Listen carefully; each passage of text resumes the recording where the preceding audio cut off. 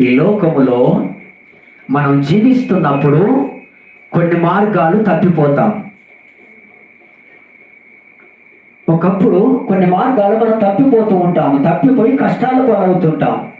కష్టాలు పాలైనప్పుడు నాకు ఇలా ఎందుకు జరిగింది అని ప్రశ్న వేసుకుంటాం. ఎందుకు?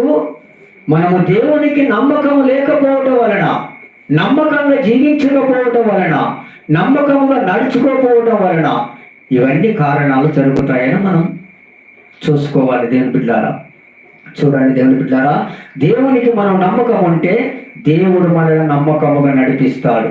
నువ్వు కొంచెంలో నమ్మకం ఉంటే నీకు అనేటి వాటి మీద నిన్ను నియమిస్తాడట. హల్లెలూయా.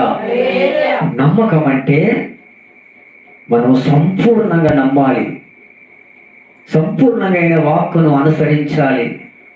ఆయన వాక్కులో